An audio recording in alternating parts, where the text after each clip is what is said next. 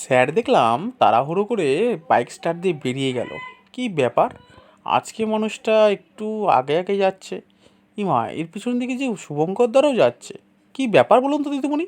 দিদিমণি বলল, আরে তুমি জানো না? আচ্ছা হ্যাঁ জানি তো, বলুন কি ব্যাপার জানান। বলছে চলো তাহলে একসাথেই জেনে নিই আমরা কি হয়েছে। দিদিমণি আপনি আজকে কোথায় যাচ্ছেন? বলা যাবে না। হ্যাঁ বলেন। না না না, বলা বলেন যাবে না। কোথায় যাচ্ছেন বলেন। আমরা যে পাঁচপোতায় যাচ্ছি। কি করতে? হ্যাপি বার্থডে কার? মাস্টারমশাই, হেডমাস্টারমশাই। ও বাবা, তাহলে কি স্যার ট্রিট দিচ্ছে আজকে? হ্যাঁ। কি খাবে বলেন, জানেন? কি খাওয়াবে গো? কি জানেন আপনি? না। তাহলে চলেন গিয়ে জেনে নেবো। আচ্ছা আচ্ছা বন্ধুরা, তোমরাও দেখতে থাকো। আচ্ছা দেখো আমরা কি খাই। হ্যাঁ। ট্রিটের কথা শুনে তো আমাদের মন সেই আনন্দে ভরে উঠল। ব্যাস, আমি তো দিদিমণিকে গান শোনাতে শোনাতে নিয়ে যাচ্ছিলাম। এই পথ যদি না শেষ হয় তবে কেমন হতো আপনি বলুন তো।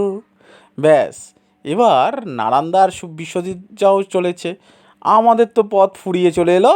আমরা চলে এলাম দামোদর ভুঁড়ি ভোজে। আহা হা, সেই রেস্টুরেন্ট। আর দেরি করা যাবে না কিন্তু। চলো চলো চলো, একে একে সবাই মিলে বসি। আনন্দ হবে গো, আনন্দ আনন্দ উৎসব। স্যার চলুন, আপনিও চলুন। ব্যাস, যথারীতি আমরা বসলাম আর দেখলেন রেস্টুরেন্টটা কীরকম। বসতে না বসতেই চলে এলো আমাদের সেই স্পেশাল স্যারের দেওয়া মাটন বিরিয়ানি। আমি তো মাটন বিরিয়ানির মধ্যে 3টে মাটনের পিস পেয়েছি জানো তোমরা। আর এত সুন্দর বিরিয়ানি, হালকা ঘরোয়া পুরো।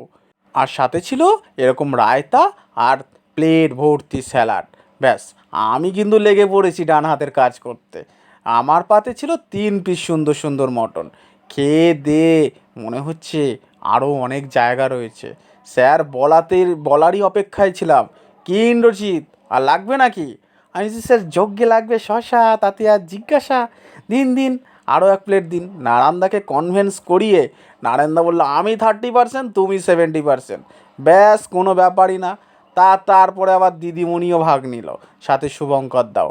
ব্যাস, যথারীতি খাওয়া দাওয়ার পরে একটা কোল্ড ড্রিঙ্কস নিলাম আর নিলাম আইসক্রিম। অসাধারণ লাগলো। তোমরা ভিডিওটা কেমন লাগলো জানিও। আমি বাড়ি চললাম।